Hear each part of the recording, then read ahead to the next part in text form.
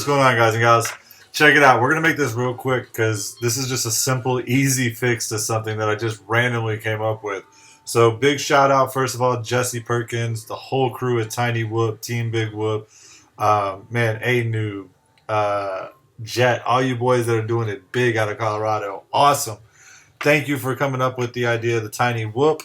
One major problem I think a lot of users face, and it's hard to troubleshoot, is a power loss issue in the sense of you still have power, but the power draw or the current able to be fed through is read by the board and thought that the battery is discharged too much. So what happens basically is not enough power is coming from the battery, and so the board says, hey, you're out of battery. Well, another issue that occurs is resistance in the props. So if you have a broken prop or a bent, frame or something like that, you could cause some resistance. If you have some hair caught in the blades or props, resistance. That's always your first kind of check. But if all of that is still free and clear and you put a brand new battery in and it says it's dead within 10 to 30 seconds, but you know the battery's ready or good, you voltmeter it, you put it on a voltmeter and you find out, hey, it's,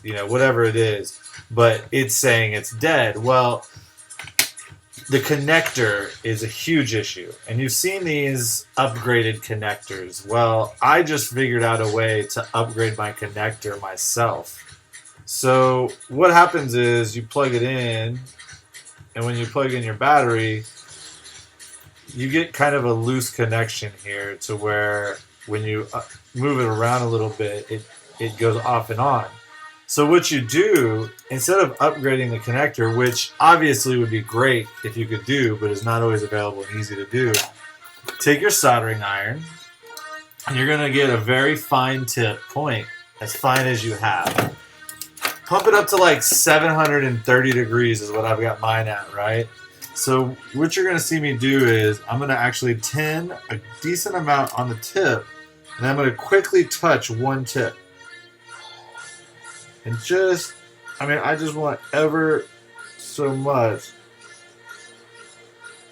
I don't want to, short them out, but I've done one. Just kind of drag the tip across until you kind of catch just a little stick of it. Got a little bit on the plastic here I need to get off. All right, there you go. Now this is kind of dangerous to do. You could kind of ruin this plug pretty easily. But what I was able to achieve was just a very tiny amount of tinning on the tips of each of those prongs. It's not going to show up very well there. Sorry, there it goes. Just a little bit of tinning on those prongs. So now, when I plug the battery in, it is a solid, I felt it click in almost. Now, the problem is it's still widening the tips of your battery. But as long as you have a charger like the X1, which is actually the root of this problem, this is a perfectly good solution for you if you're using an X1 or similar style and it's ruining the connector on your battery. There you go. Upgraded Tiny Whoop battery connection or micro brush connection with just a soldering iron.